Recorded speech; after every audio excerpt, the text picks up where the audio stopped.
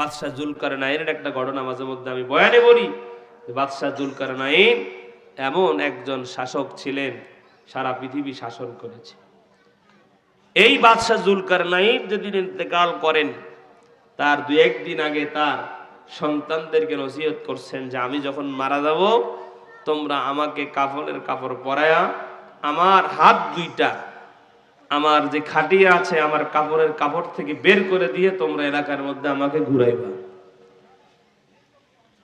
দুনিয়ার মুসলমান ইমানদার আল্লাহর গোলামেরা, বাদশাহ জুলকারনাইনের ইন্তেকাল হয়ে গেল। তার সন্তানেরা তার কথা অনুযায়ী তাকে গোসল করায়া সাদা কাফনের কাপড় পরায়া তাকে খাটিয়ার মধ্যে শোয়ায়া কাদের মধ্যে উঠায় এলাকার মধ্যে তার হাতগুলো বের করে দিয়া ঘোরায়। সমাজের মানুষ ডেকে ডেকে বলে, দেখো এতদিন পর্যন্ত মানুষের কাছে কত চাঁদা নিয়েছে, আজও দেখো মৃত্যুর পরে খাটিয়ার মধ্যে কাফনের কাপড় থেকে হাত বের করে দিয়া মানুষের কাছে চাঁদা চায়। নাউজুবিল্লাহ। বাদশাহ জুলকারনাইন এটা বুঝায় না। বাদশাহ জুলকারনাইন দুনিয়ার মানুষদেরকে এটা বুঝায়, দুনিয়ার মানুষেরা তাকায়া দেখো, এই দুনিয়ার জমিনে আমার টাকা পয়সা সম্পদের কোনো অভাব ছিল না, বংশ আধিপত্যের কোনো অভাব ছিল না, দুনিয়াতে আমার সব ছিল, সব টাকা পয়সা ধন সম্পদ বাড়ি গাড়ি ক্ষমতা। কিন্তু তাকায়া দেখো, আজকে আমার টাকার জায়গায় টাকা আছে, বাড়ির জায়গায় বাড়ি আছে, ক্ষমতার জায়গায় ক্ষমতা আছে, আর আজকে আমি দেখো একা একা খালি হাতে কবর পথের রওনা করিয়া কবর পথের যাত্রী হয়ে গেলাম। আজকে আমার সঙ্গে দুনিয়ার কোনো কিছুই সঙ্গে যাচ্ছে না, ঠিক না বলেন? কারণ এই দুনিয়ার বাড়ি গাড়ি টাকা পয়সা ধন সম্পদ সব কিছু জায়গায় পড়ে থাকবে, আমাদের সবাইকে একা একা খালি হাতে কবর পথে রওনা হওয়া লাগবে। যেতে হবে খালি হাতে, যেতে হবে খালি হাতে, সঙ্গে কিছুই যাবে না, 3.5 হাত জায়গা পাবো পাবো না রে বিছানা, 3.5 হাত জায়গা পাবো পাবো না রে বিছানা, ঠিক কিনা বলেন? ওই কবরে আমরা একা একাই যাব। ওই কবরে কি নিয়ে যাব, ওই কবরে কি নিয়ে থাকবো? একটু চিন্তা করো হে মুমিন। এই দুনিয়ার সব কিছু দুনিয়ার জায়গায় পড়ে থাকবে, একটু চিন্তা করেন। আজকে যদি আপনার মরণ হয়ে যায়, হাসপাতালের বেডে আপনি শুয়ে আছেন, আপনার আইফোন আছে, আপনার আইফোনটা কে চালাবে এটা নিয়ে আপনার সন্তানেরা ভাগাভাগি শুরু করবে। আপনার হাতের মধ্যে রোলেক্সের দামি ঘড়ি আছে, এই ঘড়িটা কে নিবে এটা নিয়ে তারা ভাগাভাগি শুরু করবে। 5 তলা বাড়ি আছে, কে কোন বাড়ি নেবে, কে কোন তলা নেবে, কে কোন ফ্ল্যাট নেবে, এটা নিয়ে তারা মারামারি করবে।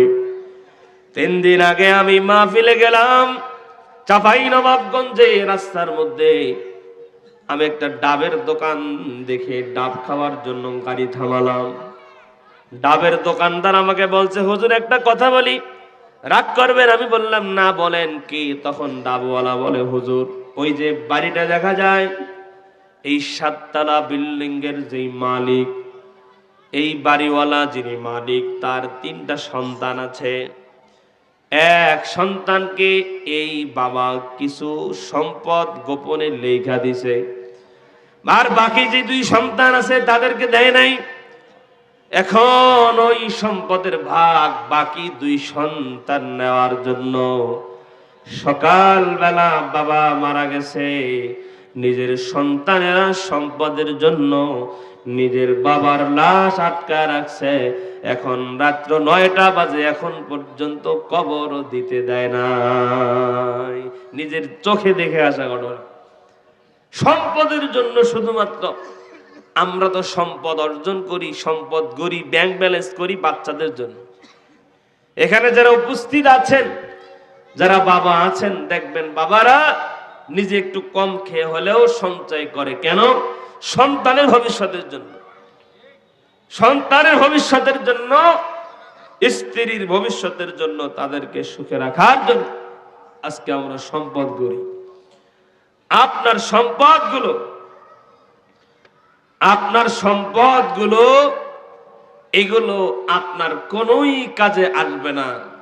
আপনার সন্তানরা আপনার কোনো কাজে আসবে না যদি সন্তানদেরকে মানুষ করতে না পারে। আর যারা এই কাজটা করি আমরা, যদি এখানে কেউ করে থাকেন এরকম যে আপনার 2টা 3টা সন্তান আছে, আপনি এক সন্তানকে বেশি মহব্বত কইরা আপনি কিছু জমি আগেই লিখে দিছেন, এটা কিন্তু অধিকাংশ ফ্যামিলিতে বর্তমানে করে, ঠিক না ভাই? ঠিক বলে। এটা একেবারেই নাজায়েজ, এটা হারাম, এটা করা যাবে না। হ্যাঁ, আপনার যদি দিতে মনে চায়, আপনার যদি একান্তই দিতে মনে চায়, তাহলে 3 সন্তানকেই সমানভাবে দিয়ে দেন। আপনি এক সন্তানকে দিলেন আর এক সন্তানকে দিলেন না, আপনি তো বেইনসাফি করলেন, আপনি ইনসাফ করেন নাই। এখন দেখেন সন্তান বেঁচে আছে, বাবা মারা গেছে, শুধুমাত্র একটু আলাদা করে সম্পদ লিখে দেওয়ার কারণে নিজের সন্তানরা নিজের বাবার লাশ আটকায় দিয়েছে। এর থেকে নির্লজ্জ আর এর থেকে হতাভাগা বাবা এই পৃথিবীতে কেউ হতে পারে না, ঠিক না বলে? যে আমার সন্তানরা আমার মারা যাওয়ার পরে আমার লাশ আটকায় দিয়েছে, মাটি দেওয়ার জন্য, কবরে নামানোর জন্য অনুমতি দিচ্ছে না। এজন্য ভাই আমরা একটু হিসাব কিতাব করে দুনিয়াতে চলবো। এই দুনিয়াতে চলতে গেলে মানুষের অনেক টাকা পয়সা ধন সম্পদের প্রয়োজন হয় না। আরে আল্লাহ পাকের কাছে শুকরিয়া আদায় করব যে আল্লাহ পাক আমার যখন যা দরকার আল্লাহ যেন তখন তা দিয়ে দেয়, এই দোয়া করবে। যার সম্পদ যত বেশি তার টেনশন তত বেশি, যার সম্পদ যত বেশি তার গুনার রাস্তা তত খোলা বেশি, আর যার টাকা কম তার গুনার রাস্তা খোলে কম। কারণ গুনাহ করতে টাকা লাগে, কথা কয় না? কি মদ খাইতে টাকা লাগে না? সিগারেট খাইতে টাকা লাগে না? আপনি যদি জেনা করতে চান টাকা লাগবে কিনা? একটা মেয়ের পিছনে টাকা খরচ করা লাগবে, তাহলে ওই মেয়ের সাথে আপনি অবৈধ কাজে লিপ্ত হতে পারবেন। আপনার টাকা নাই, আপনার গার্লফ্রেন্ডও নাই, কি কথা কয় না? আপনার যদি টাকা না থাকে আপনার সাথে কেউ থাকবে না। এই জন্য আমার হুজুররা বলতেন যে আমার ছাত্র ভাই যারা আছে, কয় যে তোর কাছে চিরা মুড়ি গুড় যতক্ষণ, তোর পাশে বন্ধু ততক্ষণ। তো চিরা মুড়ি গুড় নাই, তোর পাশে বন্ধু নাই। টাকা পয়সা আপনার যতক্ষণ আছে দেখবেন আপনার বন্ধু বান্ধবের অভাব নাই। টাকা পয়সা যতক্ষণ আছে আপনার বন্ধু বান্ধব ততক্ষণ আছে। এই জন্যই বলছেন যার যত টাকা তার তত গুনার রাস্তা খোলা। তবে হ্যাঁ, সম্পদ হইলেই যে গুনাহ হবে বিষয়টা এমন নয়। সম্পদ পাওয়ার পরে ওই সম্পদকে যদি আমরা যথাযথভাবে আমরা যদি খরচ করতে পারি, এই সম্পদগুলোই আমাদের জান্নাতে যাওয়ার কারণ হবে। সুবহানাল্লাহ। তো আসুন, রমজান মাস আল্লাহ পাক আমাদেরকে দান করেছেন, আমরা যাতে তাকওয়াবান হতে পারি, আমরা আমাদের কবরের সামান জোগাড় করতে পারি। আল্লাহ পাক যেন কবরের সামান জোগাড় করার মতো তৌফিক আমাদেরকে দান করেন, বলেন আমিন। রমজান মাস আল্লাহ আমাদেরকে দান করেছেন গুনাহ মাফের জন্য, যাতে বান্দা তার গুনাহগুলোকে মাফ করে নিতে পারে। বান্দা চায়, আল্লাহ চায় বান্দা তার অন্তরের সমস্ত গুনাহ থেকে পবিত্র হয়ে যাক। বান্দা চায় আল্লাহর কাছ থেকে গুনাহ মাফ নেওয়ার জন্য।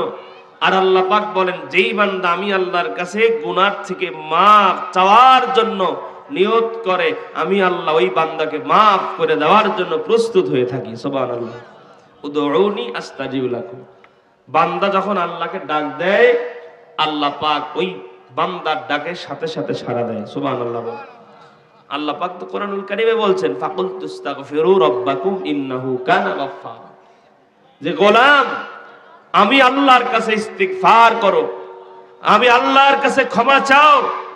বান্দা আমি আল্লাহর কাছে যখন ক্ষমা প্রার্থনা করে, ওই বান্দা আমাকে ক্ষমাশীল অবস্থায় পেয়ে যায়। সুবহানাল্লাহ। তা আমরা তো আল্লাহর কাছে ক্ষমা চাই না,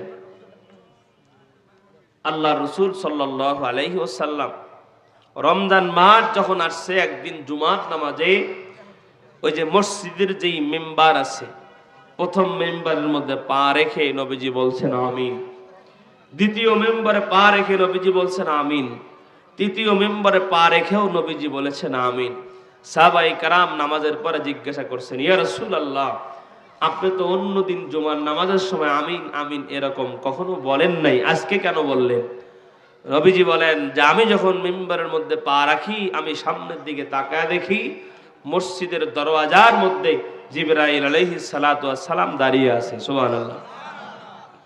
তো জিবরাইল আমাকে বললেন যে যেই মানুষ রমজান মাস পাইলো কিন্তু রমজান মাস পাওয়ার পরে গুনাহগুলোকে মাফ করায় নিতে পারলো না, ওই বান্দার উপরে আল্লাহর লানত। তখন জিবরাইল আলাইহিস সালাতু ওয়াস সালামের এই কথার সঙ্গে আমি বলেছি আমিন। তার মানে রমজান মাস পাওয়ার পরে যেই বান্দা গুনাহ মাফ করতে পারে নাই, তার উপরে আল্লাহর পক্ষ থেকে লানত, এবং নবীজি এই লানত ওই বান্দার উপরে নবীজি স্বয়ং দোয়ায় শামিল হয়েছেন। এজন্য ভাই, রমজান মাস আসছে, আমরা রমজানের প্রস্তুতি গ্রহণ করি। কালকে 28 তারিখ শুক্রবার, হয়তো শনিবার থেকে আমাদের তারাবির নামাজ শুরু হয়ে যাবে, ঠিক কিনা বলেন?